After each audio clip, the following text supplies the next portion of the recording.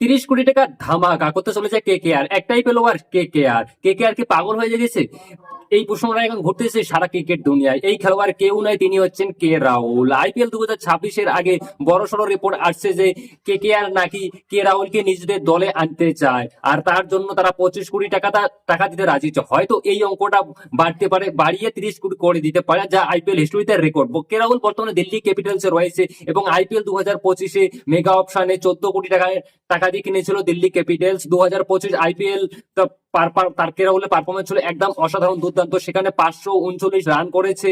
এবং কে কে আর কেন মরিয়া হয়ে উঠেছে কে কে আর কে নেওয়ার জন্য, এর বড় কারণ হচ্ছে যে কে কে আর চাচ্ছে যে একটা বেস্ট লিডারশিপ যে কে রাহুলের মধ্যে রয়েছে। সেটা 2024 সালে কে কে আর মানে জিতেছিল সিরাজ আইনের নেতৃত্বে, তারপর তাকে ছেড়ে দেয় এবং তারপর ভরসা রাখে আজিঙ্কা রাহানের উপর। কিন্তু আজিঙ্কা রাহানে ঠিকঠাক করতে পারে না। আর কে কে আর অবস্থা 2025 সালে আইপিএল এ কি হয় আমরা কম বেশি সবাই জানি। অন্যদিকে কে রাহুল শুধুমাত্র ওপেনার নন, যে কোনো পজিশনে তিনি ব্যাটিং করতে পারেন, ক্যাপ্টেন্সি করতে পারে এবং উইকেট কিপারিং করতে পারে, সমস্ত কিছু করতে পারে কে রাহুল। তবে বড় সমস্যা একটা রয়েছে, দিল্লি ক্যাপিটালস কি কে রাহুল যদি না ছাড়ে বা যার কে রাহুলকে যদি রিটার্ন করে, তাহলে কিন্তু কে কে আর এর আশা মনের মধ্যে থেকে যাবে। দেখো কে রাহুলের লেভেলে বর্তমান কে কে আর পেলো খেলোয়াড়ে নেই। আমরা যদি দেখি তো সেটা হচ্ছে কে কাকে দিবে বলো?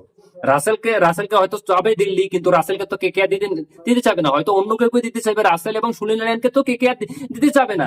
কারণ হচ্ছে যে এটাই এখন দিল্লি ক্যাপিটালস কি ছাড়বে কে রাহুলকে, আমার তো ভাই মনে হয় না। তোমাদের কি মনে হয় কমেন্ট করে অবশ্যই।